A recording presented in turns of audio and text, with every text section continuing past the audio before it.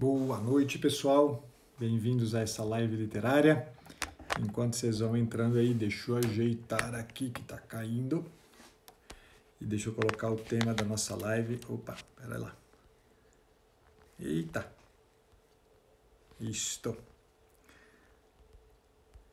Vamos entrando, vão me avisando se estão me vendo bem, me ouvindo bem.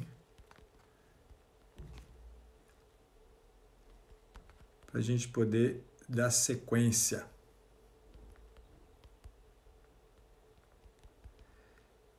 Dá um segundinho para escrever o título da live.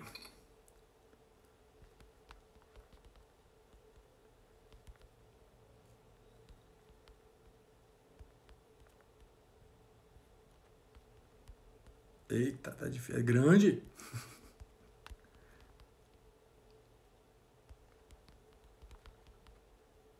Ah, escrevi errado, Tolentino. Pronto, muito bem. Deixa eu fixar aqui para nós, para os que chegarem desavisados. Já estou vendo que muita gente comentou que está tudo bem. Boa noite para todo mundo. Deixa eu ver quem está por aqui.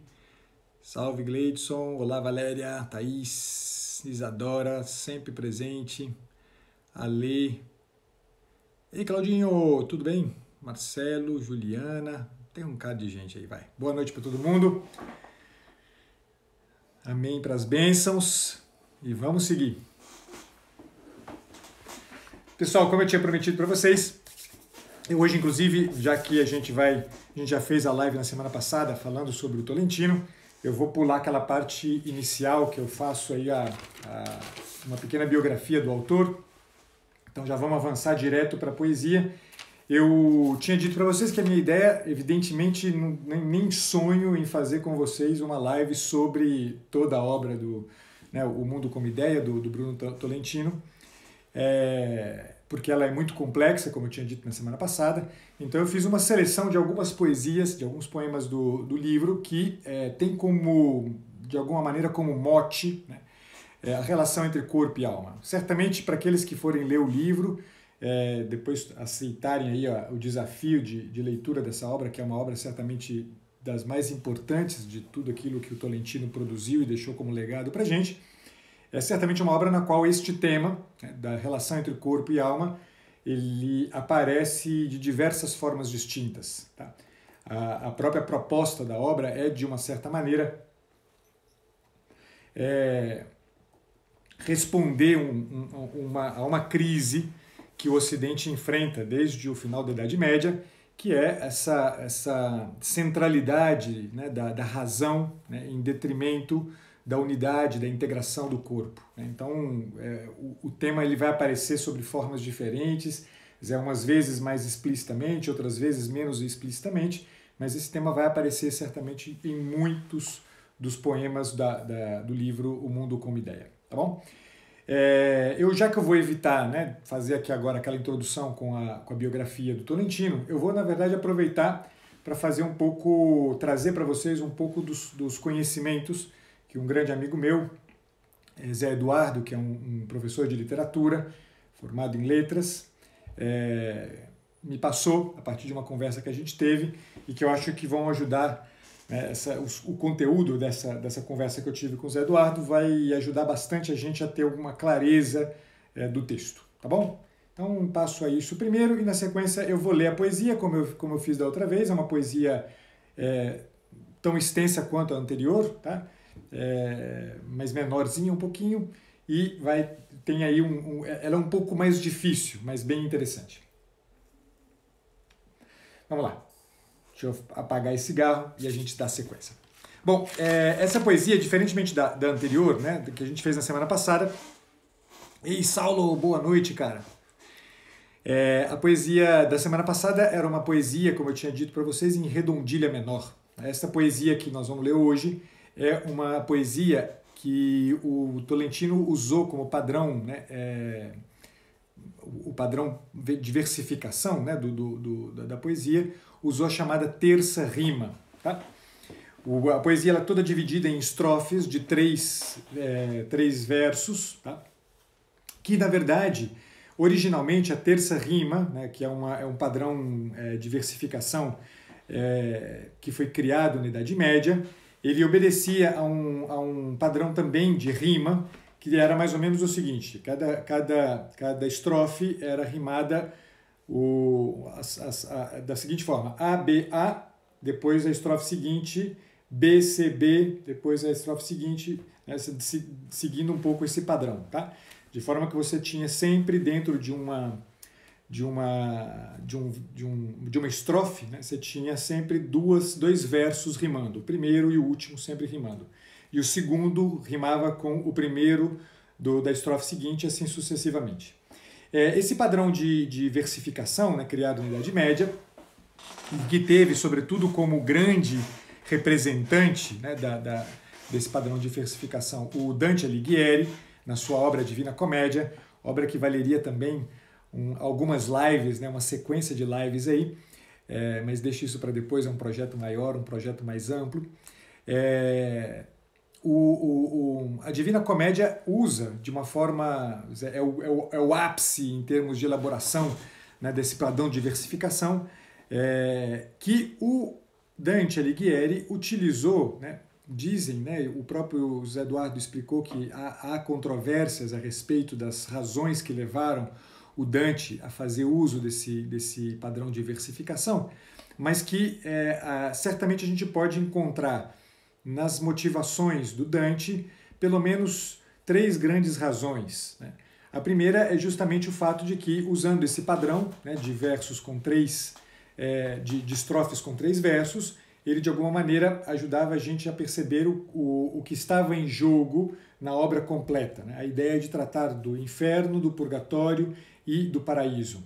A segunda razão, né, que se levanta como hipótese para que ele tenha usado esse padrão, é justamente o fato de que, usando esses 3 versos, ele também fazia simbolizava com isso a Santíssima Trindade. E, finalmente, há uma terceira razão, que é o fato de que talvez o Dante Alighieri tenha sofrido uma influência de Gioacchino di Fiori, que era um poeta italiano também, com quem o Dante teve várias trocas do ponto de vista mesmo intelectual e literário.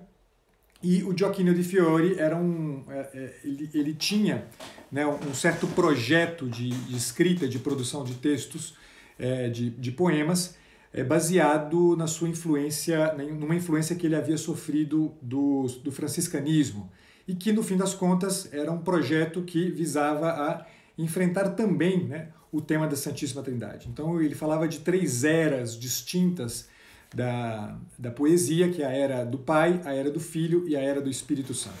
Então, com isso aqui em mente, né, a gente já tem uma ideia, pode parecer estranho, mas é muito importante a gente entender isso e lembrar daquilo que a gente falava na semana passada sobre um certo projeto do Bruno Tolentino de justamente recuperar um certo padrão clássico de poesia, né, enfrentando, inclusive, todo o padrão moderno, esse padrão, né, de verso branco, né, de verso branco não, o verso sem rima, né, de uma rima livre, né, diríamos assim. Além de todo o projeto da poesia moderna, de fazer uma poesia, muitas vezes, né, muito calculada, né, uma poesia muito baseada no excesso de pensamento, na lógica, né? Como a gente teve a oportunidade de falar na semana passada, eu não quero gastar muito tempo com isso. Então, de uma certa maneira, a referência a Dante, né, o valer-se desse recurso, né, referindo-se a Dante, é muito importante aqui na compreensão deste texto. Outro elemento que ajuda a gente a perceber também a importância desse texto é que o Tolentino, apesar de ter usado a terça rima, ele não usou rima nos seus versos, né? As suas estrofes não são rimadas. Ele se valeu do que a gente chama de rima branca, ou melhor, de verso branco, tá? O verso branco foi criado por John Milton, um poeta inglês do século XVII, o poeta que inclusive criou uma obra muito importante chamada Paraíso Perdido, que é uma obra que conta a história da criação do homem, da sua queda, né, da queda dos anjos em primeiro lugar, né, depois da queda do homem, e da esperança de redenção. Né? É uma obra dessas assim grandiosas e que certamente merecem a atenção da gente em algum momento da vida da gente. E o que acontece? O John Milton, ele criou esse padrão de verso, esse padrão de verso branco, né, sem rima, dizendo que, na verdade, a melhor maneira de a gente conseguir algum ritmo e alguma musicalidade na poesia não era por via da rima propriamente dita, mas muito mais por via da aliteração, né? Uma repetição de sons consonantais que vai aos poucos, né, incutindo um certo ritmo e uma certa musicalidade para o texto. Com isso a gente tem uma coisa interessante, né? A gente pode partir do pressuposto que o Tolentino, ao simplesmente usar esse padrão de versificação, ele faz referência a estes dois autores. Faz referência, por um lado, a Dante Alighieri e, por outro lado, ele faz referência a John Milton. E aí é importante a gente entender, e não só, né, por isso, não só pelo uso do verso branco, mas porque no texto, explicitamente, o Bruno Tolentino faz referência a um personagem que aparece no Paraíso Perdido de John Milton, que é o anjo Ariel. Tá? Na verdade, o anjo decaído, né, é um dos anjos decaídos, e essa referência aparece explícita de forma que a gente consegue, né, sem nenhuma grande... nenhum exagero nosso, né, ou uma viajação na maionese, a gente pode ter absoluta certeza e convicção de que ele faz esse paralelo direto. Mas é interessante uma coisa, né? No Paraíso Perdido do John Milton, o que aparece ali como mote, né, da elaboração da sua obra? É exatamente uma certa... o orgulho que se eleva, né, e se rebela contra a criação, se rebela contra o criado. Essa ideia me interessa muito que a gente tenha marcado, porque vocês vão ver como isso aqui aparece nessa poesia que eu vou ler para vocês. Tá? Uma segunda coisa que eu queria chamar a atenção é justamente o fato que essa poesia é um prólogo. Tá? O Tolentino ele faz uso muito recorrentemente nas suas obras, né, de uma poesia inicial, né, que ou ele dá o nome de prólogo, ou ele dá o nome, como é o caso, por exemplo, de A Imitação do Amanhecer, que ele chama de Em Frontispício, que é uma poesia inicial, que serve como se fosse uma espécie de petição de princípios, uma espécie de profissão de fé. Quer dizer, este livro trata do quê? Então, o que nós vamos ler hoje aqui, né, é o prólogo de uma das obras da fase europeia do Tolentino, que é a obra Le Vrai Le Vent, né, o verdadeiro, o vão, né, o vão no sentido não de buraco, né, mas de vaidoso, né, sem valor. Né? E, de certa maneira, com essa poesia, portanto, a gente pode identificar aqui algo como o que eu quero tratar com este livro. Né? E aqui a gente vai ver uma coisa muito interessante, porque em Le Vrai Le Vent, o Tolentino ele quer mostrar o quê? Como o poeta ele deve ser alguém que se deixa modelar de maneira a não cair nas armadilhas do materialismo vulgar, não cair nas armadilhas de um certo idealismo abstrato. Ele quer mostrar para a gente como o poeta ele tem um papel, o papel de justamente lutar contra esses dois polos, né? O polo do materialismo e o polo de um idealismo, que, no fim das contas, né, são responsáveis por essa cisão que é o projeto, né, O Mundo como Ideia, e lutar contra essa cisão. A gente, na verdade, precisa produzir e promover e pensar sempre alguma coisa numa perspectiva de integração. Então, com este prólogo, ele apresenta todo esse conjunto de ideias de uma forma muito bem acabada e completa. Tá? A gente pode dizer, então, que, de certa maneira, o uso do verso branco que o Tolentino faz nesta poesia, né, tal como o John Milton o fez, na verdade quer marcar uma certa distância do Tolentino daquilo que era o projeto do John Milton. Né? Para o John Milton, o que está em jogo, né, é o orgulho, né, como eu estava dizendo para vocês, esse orgulho que se rebela contra a vida, Enquanto que, para o Tolentino, né, o que ele quer é justamente promover algo como uma certa humildade. A humildade do poeta, né, que depura essas imagens ideais, que limpa, né, do nosso olhar da nossa presença no real, esse refestelar-se no materialismo que é tão recorrente, tão presente para nós. Então são essa luta, né, do Tolentino, aparece também, né, aparentemente nessa decisão um pouco abstrata, um pouco teórica, mas que no fim, né, ele traz à tona de uma forma muito completa, muito bem construída. Tá? Deixa eu só ver se tem mais alguma coisa aqui que interessa pra gente, se eu saltei alguma coisa. Ok, acho que era isso que me interessava tratar para vocês logo de cara, tá bom? Então eu vou ler para vocês agora, vou fazer como eu fiz da outra vez, que eu acho que a gente ganha mais, ao invés de eu ir parando, eu vou ler a poesia toda primeiro e depois eu me detenho aqui em alguns pontos, né? Hoje a gente vai ter mais tempo, eu me detenho em alguns pontos que eu acho que são interessantes. Lembro, né, para aqueles que estão chegando aqui, os desavisados, que a proposta dessas lives literárias é oferecer em especial para os meus colegas, né, da saúde mental, os psicólogos, psiquiatras e psicoterapeutas que há por aí, oferecer para eles algum elemento, né, para vocês, algum elemento de formação, de atualização cultural, que permita a vocês uma escuta um pouco mais aguçada do sofrimento humano.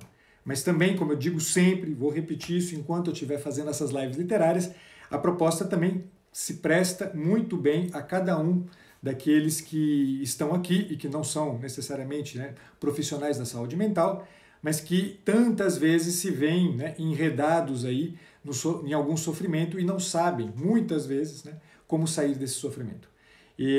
Então, por mais que possa parecer muitas vezes, né, um pouco forçado a passagem para dentro disso aqui, a minha proposta e meu convite é que cada um de vocês, na escuta desse texto, dos textos que eu apresento, faça um trabalho pessoal também de identificação daquilo que é talvez o ponto de saída, né, de alguns dos sofrimentos com os quais vocês acabam se havendo aí na vida. Então eu passo a leitura, na sequência eu faço aí alguns comentários. Para amar esse ramo, assim sem repouso e no qual pousei minha vida e alguma esperança, tantas vezes me tenho dito que se trata apenas de um meio e não da meta. Algo mais belo, mais puro não, porque pureza talvez seja um primeiro indício de que as palavras se imbuíram do sonho da ideia. E às vezes pareceu-me que esse exercício pousava seguro no vento para além de todo artifício, com modos de cume ou de febre. Esse que em mim habita os dias, e os dias parecem-se a um sono com eras vadias, subindo as vagas volutas do sangue, desde sempre recusaria cantar a matéria, algo estanque, palpável aos olhos sem força, para cercar o outro contorno, a aresta viva que ela esconde sob o mais anônimo sonho. Que se cabe ao homem não aos seus óculos, se de fato cada homem deve a si mesmo a tentativa de romper a absurda crosta onde opacos, simulacros de uma calma roem o que nele pertence à morte e a mais nada, nesse caso, um homem necessita apenas de um método, de um estilo, de um simples modo de desmascarar dia a dia sua orgulhosa silhueta entregue aos solstícios do corpo. E é a partir desse momento, quando as pulsões do pensamento furtam-se à pura abstração, é então que surge ao intelecto a essência de seu desafio. Asa cega pendente a um fio, entre o improvável e o incompleto, pode o homem pesar passivo sobre tão pouco?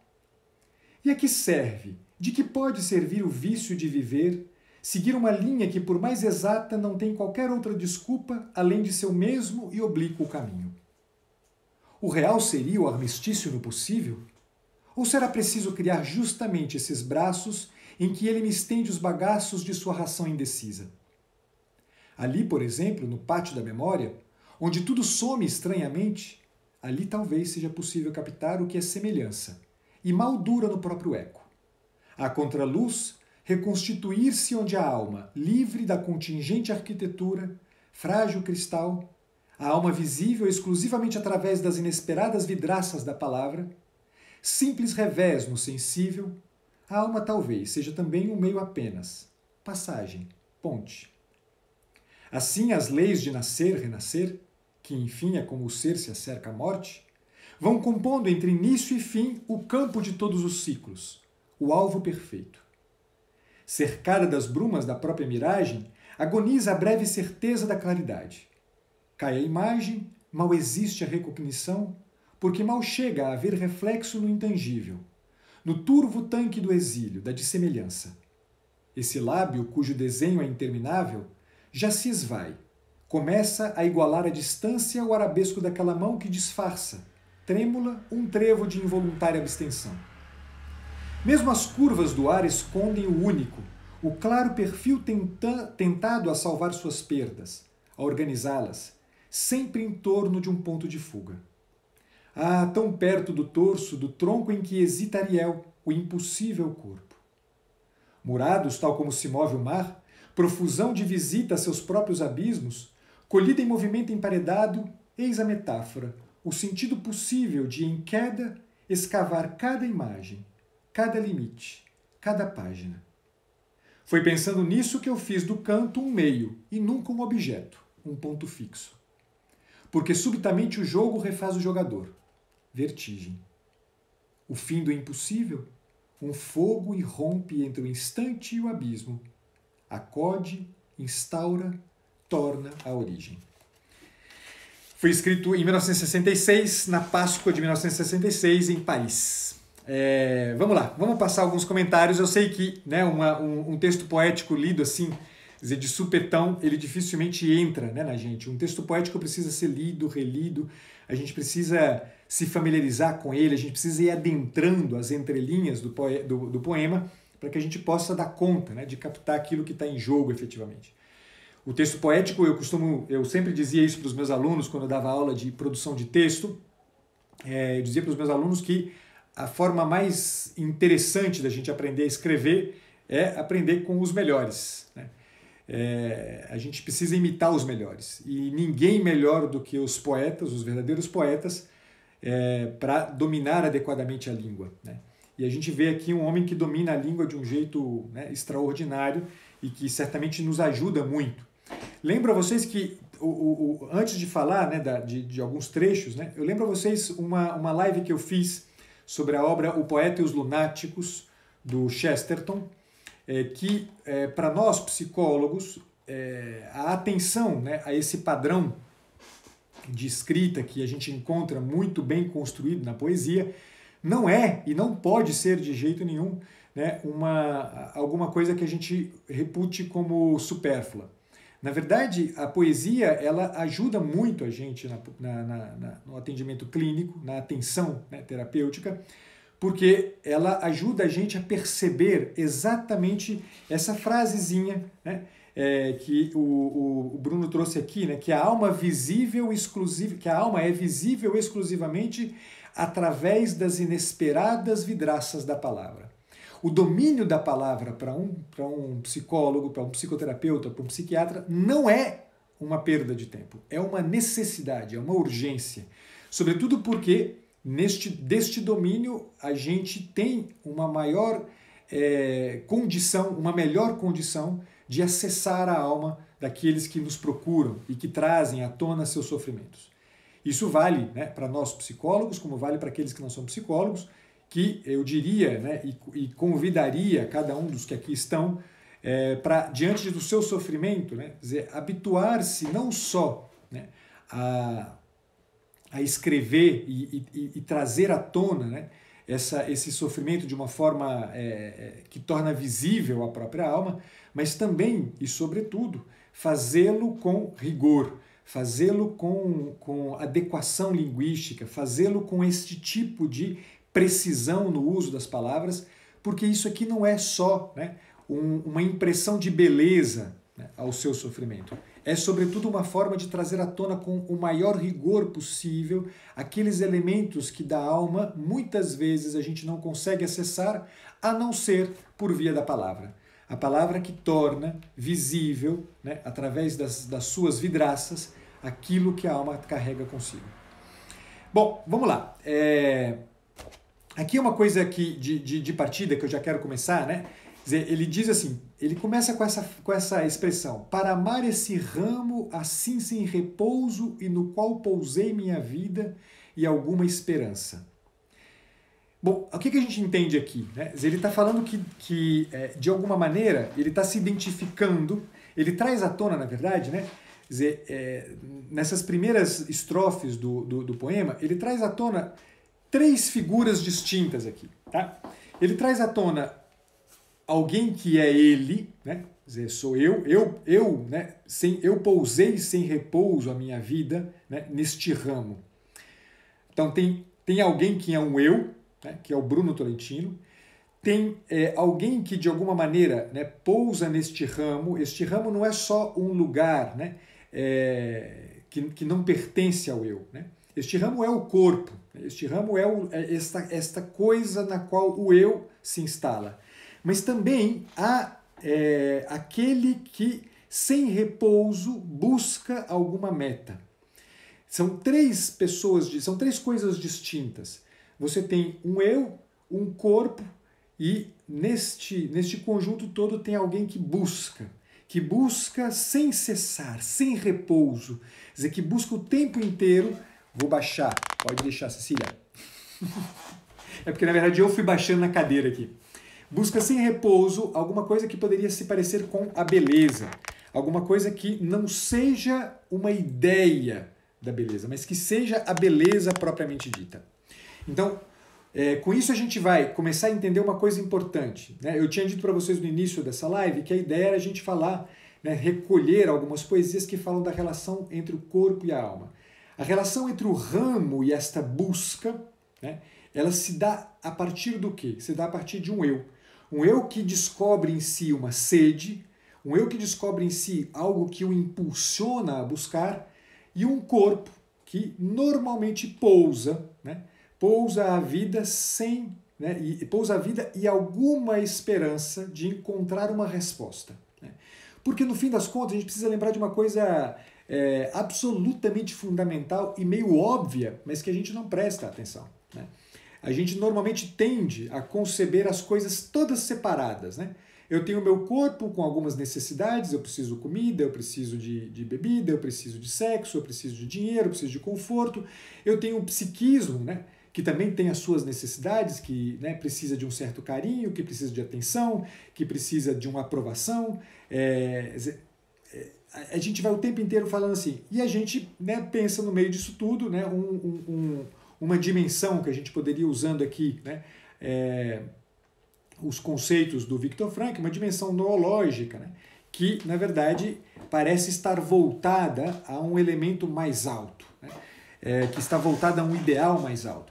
São estas, né, instâncias que a gente precisa aprender a integrar. Né? A gente sempre separa as coisas. Então, se eu estou com fome, né, a gente imediatamente, né, primeiro que, no mais das vezes, a gente não sente fome, mas vamos continuar com esse exemplo aqui. Né? Se eu estou com fome, a gente imediatamente vincula esta fome a uma solução rápida. Eu vou ali na cozinha, abro a geladeira, dou uma saltadazinha lá, pego um pedaço de queijo, alguma coisa, um pacote de bolacha. Né?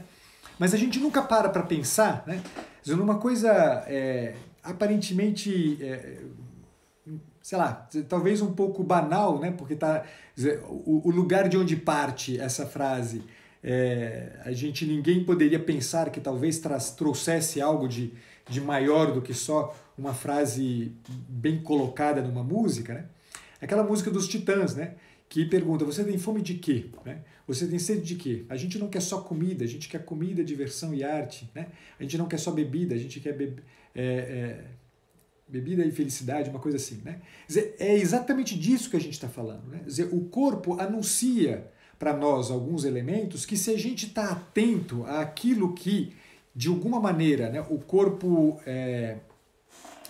aquilo que o corpo traz à tona como grito, se a gente presta atenção nisso, a gente vai perceber que, na verdade, o que nos satisfaz, quer dizer, não é apenas a resposta a um anseio do corpo. Né?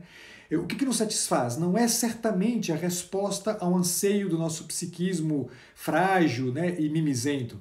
Mas o que nos satisfaz de verdade são elementos dessa busca sem repouso, né, da alma, dessa busca sem repouso pela beleza, dessa busca sem repouso pela verdade, dessa busca sem repouso pelo bem, dessa busca sem repouso, finalmente, pelo sentido da própria vida. Quer dizer, quanto mais a gente se empenha, quer dizer, não é abstrair do corpo, e dizer o corpo não vale nada, o psiquismo não vale nada, mas é entender como tudo está, né, profundamente integrado uma coisa na outra, e que o que efetivamente a gente busca não pode ter como resposta apenas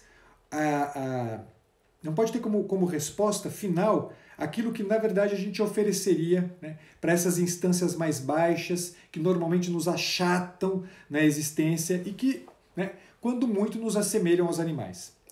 Então, aqui esse início, né, é importante a gente ter claro, né? O Tolentino não fala de 3 instâncias separadas, né? As imagens são todas imagens que de fato devem servir para a gente pensar no fundo, a integração que há e como essas coisas se comunicam umas com as outras. Tanto que na sequência ele vai dizer: às vezes pareceu-me que esse exercício, né, qual o exercício? Justamente o exercício da busca, né, o exercício do não se manter no repouso, de manter viva alguma esperança, esse exercício pousava seguro no vento para além de todo artifício, com modos de cume ou de febre. Essa busca, ela deve ser uma busca que, de alguma maneira, né, ela se instale na vida da gente, e que não haja nessa busca nada de artifício, nada que seja um produto da minha criação. Não podem ser ideias que eu tenho. Não é uma coisa que eu crio que resolve, né, que responde à minha busca. Tem que ser alguma coisa que tenha que ver com a vida mesma. Uma vida que tem as características disso, né? Os dias vividos, esse que em mim habita os dias, desde sempre recusaria cantar a matéria. Algo estanque, palpável aos olhos sem força, para cercar o outro contorno, a aresta viva que ela esconde sob o mais anônimo sonho. O que de verdade deve ser essa busca? Essa busca não pode ser uma busca pelo artifício. Essa busca tem que ser uma busca que nos leva para as alturas, cume, nos leva à febre, o calor de uma busca, de um empenho, que certamente precisará do nosso corpo. Quer dizer, não tem nada que está separado. Não é uma busca que eu vou ficar aqui trancado no meu quarto, né, rezando e fingindo que está tudo bem e estou buscando a Deus. O escambau que é assim. Quer dizer, é preciso que seja uma busca na qual toda a minha natureza, tudo o que eu sou, se envolva prontamente para encontrar. Quer dizer, ou seja, é de fato um exercício. É algo que a gente poderia chamar de ascético. Quer dizer, não tem nada da minha pessoa que pode ficar de fora. Tudo o que eu sou é convocado a essa busca.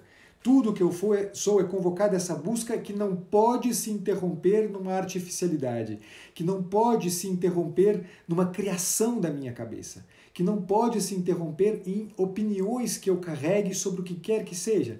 Ela tem que se envolver, né, de maneira tal que o eu, a matéria e este que habita, né, o eu, né, que é a alma, a própria alma, ela cerque o outro contorno, cerque a aresta viva que, como ele diz, a matéria esconde.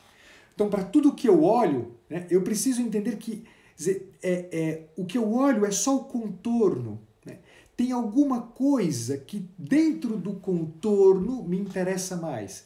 Tem alguma coisa que a aresta viva revela. E eu tenho que aprender isso aqui. Só que como eu aprendo isso aqui? Né? É a pergunta que ele responde na sequência. Não é aos seus óculos que depende disso. Né? Quer dizer, não será um certo jeito de olhar, né? Técnico, artificial, que vai me fazer ver isso aqui.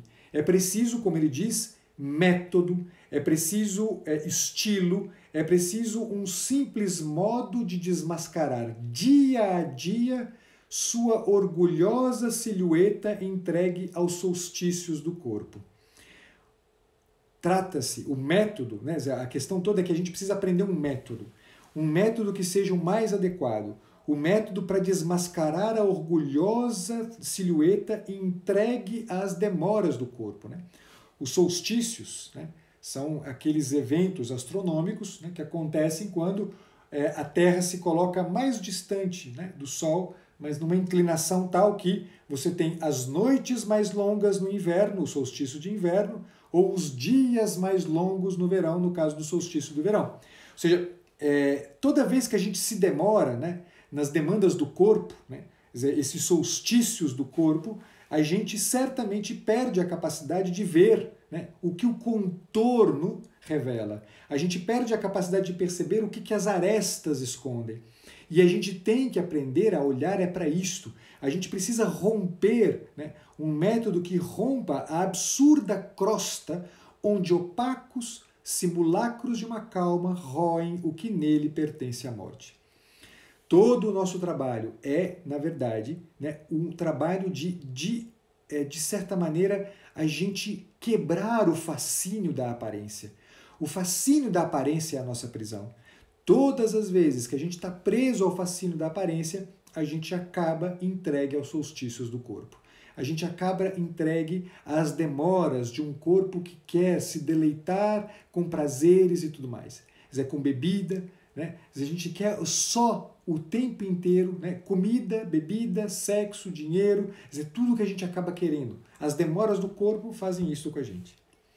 É a partir do momento, então, que a gente consegue, né, aprender este método, este estilo, este modo, né, de desmascarar dia a dia a orgulhosa silhueta, né, entregue aos solstícios do corpo, é a partir desse momento que acontece? O pensamento, né, se desvia da pura abstração. Furtam-se à pura abstração. Eles resolvem, né, tirar de cena a pura abstração. Porque a partir do momento em que a gente finalmente se debruça sobre o real, buscando o que o contorno está escondendo, a gente não se vê mais presa do pensamento. A gente não se vê mais presa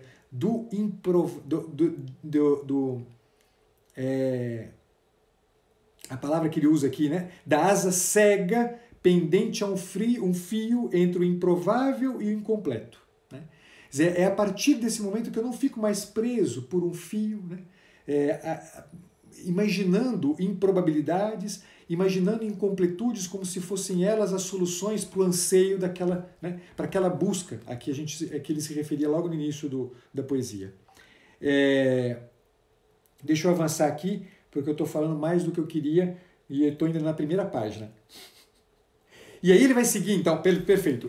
Só um último detalhe aqui que é importante, né? Quer dizer, esse desviar-se da pura abstração, o Tolentino apresenta aqui como uma série de perguntas. Né? Então, olha as perguntas que ele faz. Né? Asa cega pendente a um fio entre o improvável e o incompleto? Pode o homem pesar passivo sobre tão pouco? Será que vale? Né? Será que é possível? Será que faz sentido eu ficar ali, né,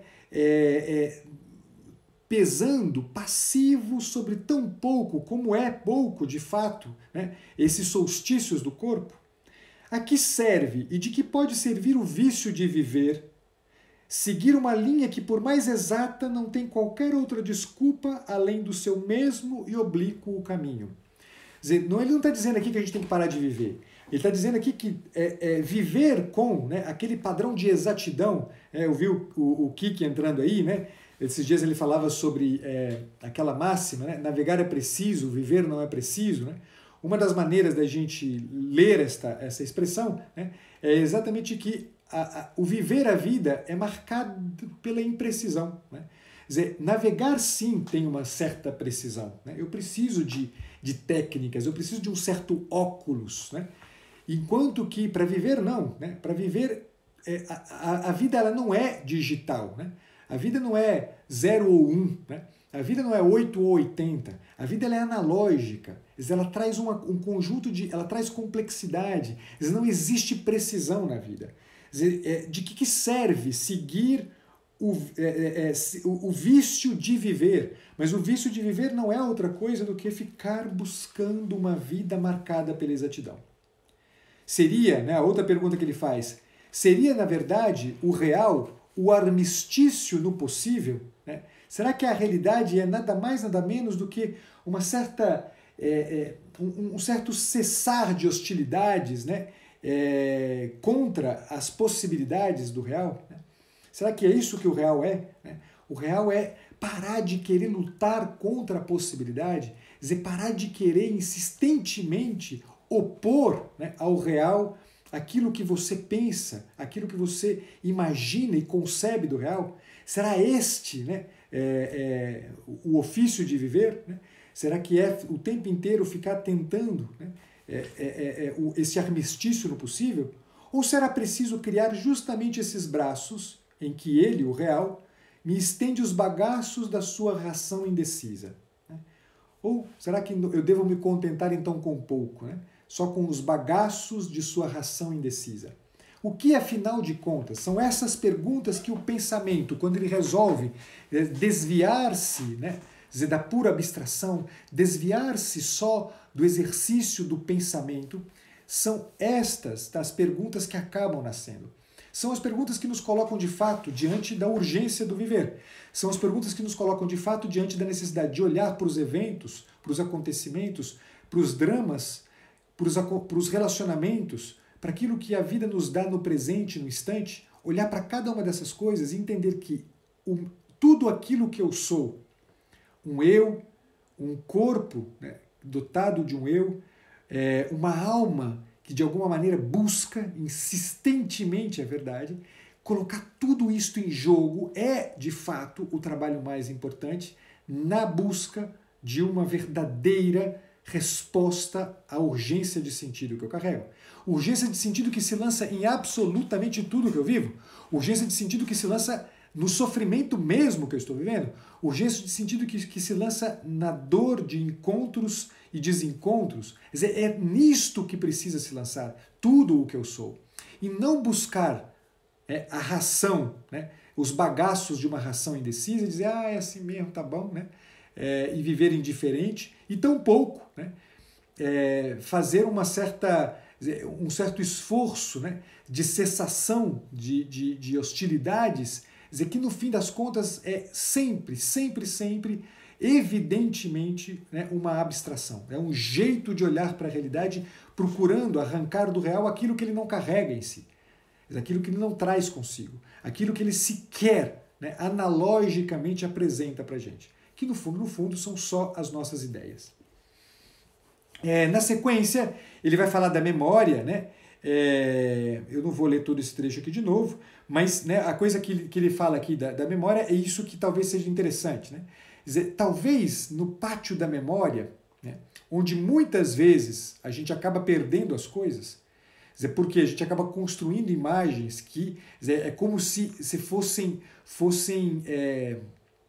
ocupando os lugares fundamentais. A gente fica lá com as nossas imagens, com as nossas opiniões, com os nossos raciocínios bem fechados, com os nossos determinismos, com as nossas crenças, né, mal formuladas. A gente fica ocupando a memória com essas coisas e com isso a gente acaba esquecendo de fato. Né? Então ele diz, talvez no pátio da memória seja possível captar o que é semelhança, e por isso não dura nos ecos que reverberam no pátio da memória.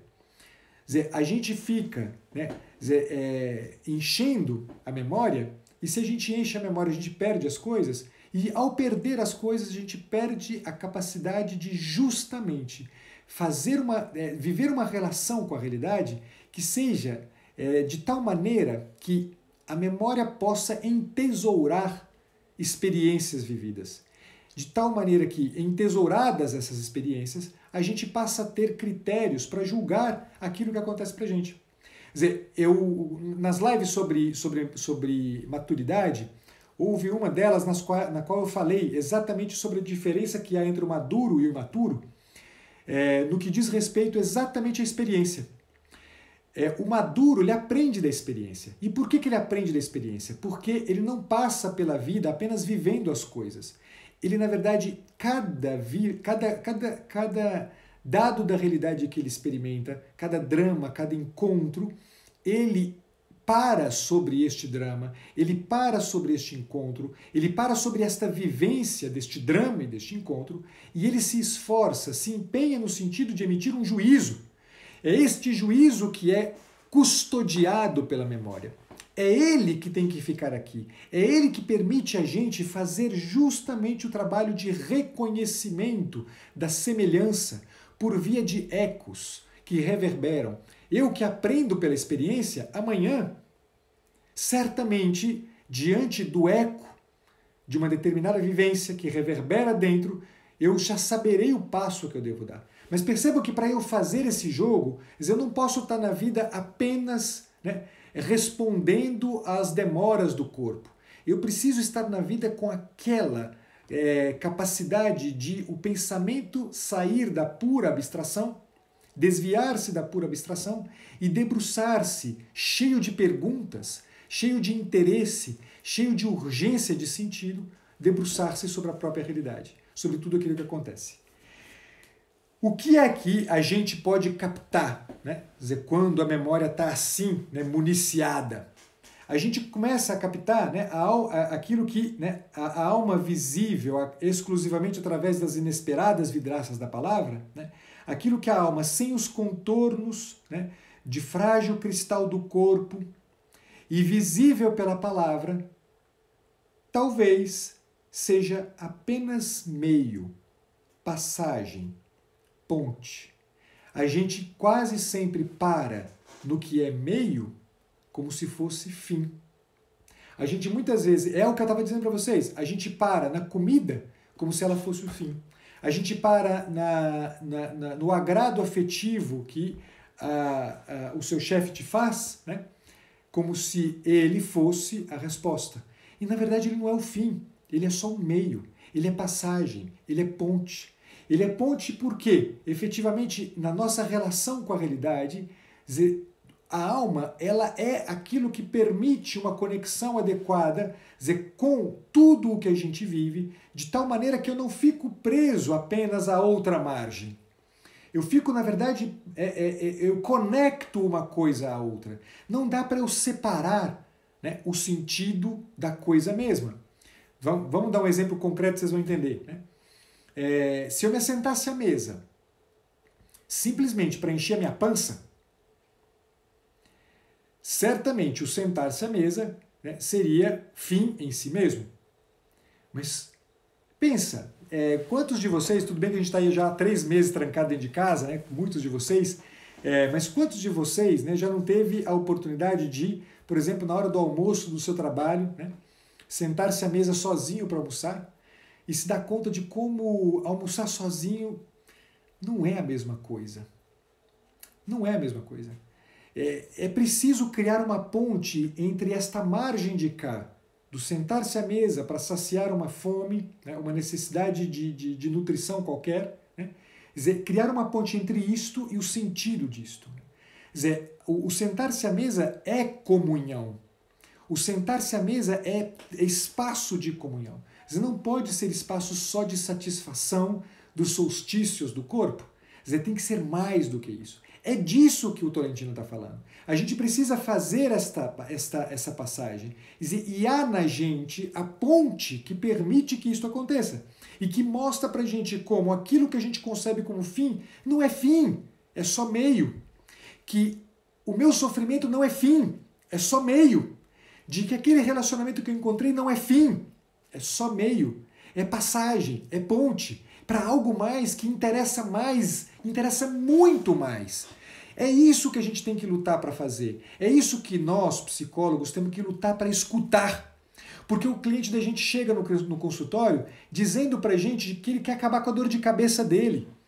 E se você ouve isto apenas como um fim, você enfia na goela dele uma tonelada de Neosaldina e manda ele embora para casa. Quer dizer, e ele não está querendo isso. Ele quer acabar com a dor de cabeça dele porque com dor de cabeça ele não consegue ter atenção ao filho dele. E a atenção ao filho dele é a coisa mais importante que tem na vida. Quer dizer, é isso aqui que a gente tem que parar de fazer. A gente tem que parar de conceber o processo terapêutico como mera aplicação de técnicas. Não quer dizer com isto que a gente tem que acusar o processo terapêutico de tecnicismo e, portanto, rasgar todas as técnicas. Não, quer dizer que a gente tem que ser para o outro companhia. Como a Renata acabou de falar, a gente tem que ser para o outro companhia, uma companhia que permita ao outro entender no meio daquela dor, no meio daquele sofrimento, qual é a possibilidade que me é dada. Quer dizer, qual é a possibilidade de eu fazer uma experiência de sentido aqui, no meio dessa dor, aqui no meio desse relacionamento todo atrapalhado, ou não, né? Um relacionamento bonito e que muitas vezes pode se tornar para nós uma mera experiência esteticista, em que eu vou dizer para mim mesmo que aquela beleza é tudo que eu quero, e não, não é. Se aquilo é bonito, o que dirá a beleza? Eu perguntava para alguns alunos que participaram daquele encontro sobre o Renan. Se aquele pôr do sol é bonito, o que será que é a beleza mesma? Quer dizer, essas coisas têm que estar casadas dentro da gente, como grito, como urgência, como vontade de ver. Quer dizer, eu preciso buscar isso aqui. A palavra, que é aquilo que torna visível a alma, tem que ser escutada desse jeito, caramba. Eu não posso escutar a palavra que o meu cliente me traz apenas como algo que eu procuro no dicionário e resolvo o problema encontrando um significado no dicionário. A palavra é a possibilidade para que a alma se torne visível para a gente. É isso que a gente tem que buscar. Falo isso para os terapeutas, para os psicólogos e psiquiatras, mas falo isso para você que não é psicólogo, nem psicoterapeuta, nem psiquiatra, que é a mesma coisa. Esforce-se no sentido, e esforce-se exaustivamente no sentido de identificar o que está urgindo dentro de você quando você se queixa das coisas que não estão bem, quando você simplesmente experimenta um gozo e acha que esse gozo é o fim de tudo. Pare um instante e exaustivamente se debruce com perguntas sobre isso. Perguntas. Você precisa fazer perguntas. Chega de, pelo contrário, ficar dando respostas para tudo ou procurando respostas para tudo. Quer dizer, a gente procura terapeuta não, né, para nos ajudar, nos auxiliar numa companhia para justamente encontrar o sentido. A gente muitas vezes procura o terapeuta porque a gente quer uma resposta. E se ele não dá, a gente fica puto da vida. Né? E a gente acusa o psicólogo de incompetente. E o psicólogo, no fim das contas, né, vivendo a sua síndrome de impostor, continua empurrando com a barriga as respostazinhas prontas, técnicas, bonitinhas, que parecem ser a solução de todos os problemas dos seus clientes. E vai fazendo isto até perder de vista o próprio objetivo do processo terapêutico, que é auxiliar no processo de autoconsciência do sujeito e de instalação do sujeito no presente. E isto tudo pressupõe uma integração. Esta integração aqui, faltando 5 minutos para terminar, eu vou ter que saltar lá para o final da poesia, apesar de ter um montão de coisa aqui que eu queria falar no meio do caminho, mas paciência, vai assim mesmo. Deixa eu só pular aqui para o finalzinho. Olha só, eu vou pegar essas 4, 5 estrofes finais aqui, que são certamente as mais bacanas de todas para isso que eu estou querendo dizer para vocês. Olha o que diz aqui no finalzinho.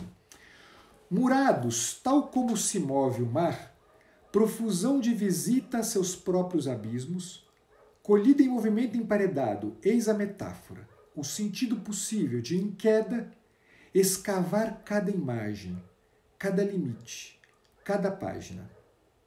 Vamos parar aqui e eu sigo. São estrofes um pouco difíceis, né? Porque ele fez algumas inversões aqui na construção e torna difícil a gente entender o que está em jogo aqui. Então, olha só. Ele está dizendo o seguinte, o mar, se fosse possível emparedar o mar, o movimento do mar escavaria abismos. Né?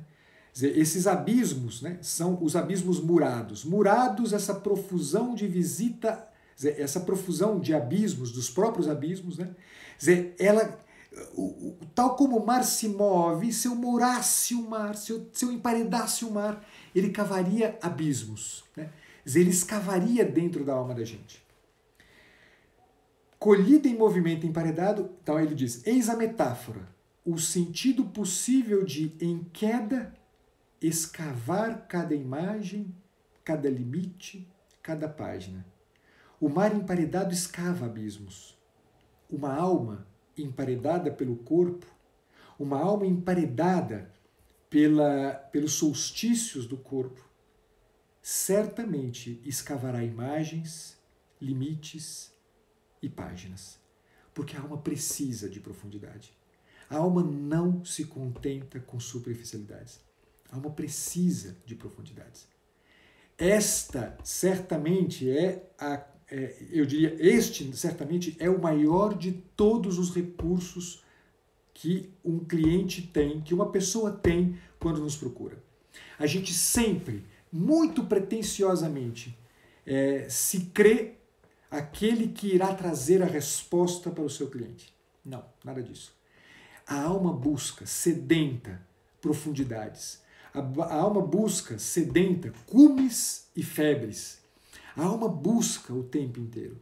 E se você, caro colega, não escuta esta alma que escava abismos no coração do outro, você vai continuar dando respostas para os solstícios do corpo. Vai continuar dando respostas para os solstícios do psiquismo. Vai continuar apenas passando a mão na cabecinha do seu cliente e segurando-os de forma impostora, este cliente até perder de vista o objetivo maior, que deve ser aquele que te guia sempre. O objetivo de, como poeta, e realizar todo o esforço no sentido de ver, através dos cristais das palavras, uma alma viva, presente, capaz de movimento.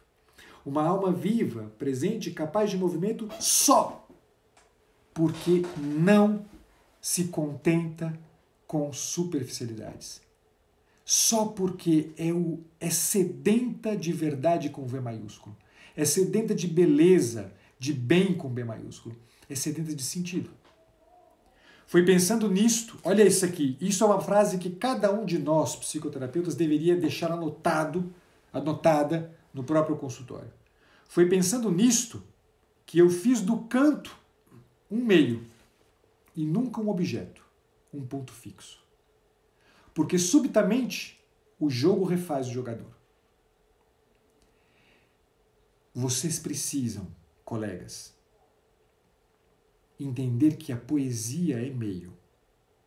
Ela não é objeto. A palavra é meio. Ela não é objeto. A poesia refaz, de repente, na gente, o poeta. Um terapeuta que não tenha um olhar poético certamente não sabe como subitamente o jogo pode refazer o jogador. E não sabe a vertigem deliciosa que é estar diante do outro desta maneira. Este é o nosso esforço. Anotem isto. Pensando nisso, eu fiz do canto um meio e nunca um objeto. Pensando nisso, eu fiz da psicologia um meio e nunca um objeto. Um ponto fixo. Porque subitamente a poesia refaz o poeta. Porque subitamente a pessoa que eu sou, a busca da pessoa que eu sou, refaz a pessoa que eu devo ser. E esta é a vertigem. Estar diante do outro é estar diante da vertigem do encontro com abismos, com cumes, com febres. É isso que a gente tem que fazer da vida. E você, caro amigo que está aqui e que não é nem psicólogo, nem psiquiatra, nem psicoterapeuta, lembra de uma coisa. O teu sofrimento vai encontrar saída quando você lembrar que subitamente o jogo refaz o jogador. Quando você entender que o fim do impossível é só um fogo que irrompe entre o instante e o abismo. Acode, instaura, torna a origem. Este é o fim do impossível. O impossível é isto que a mente pensa. O impossível é isso que o corpo anseia com seus solstícios. Um fogo que irrompe entre o instante e o abismo. Acode, instaura, torna a origem. Que é onde a gente deveria estar. Na origem. A origem de tudo. O anseio pelo sentido. Povo, 20 segundos para terminar. Boa noite para vocês, obrigado mais uma vez. Semana que vem, mais uma poesia desse livro. Fiquem com Deus, até a vista. Obrigado.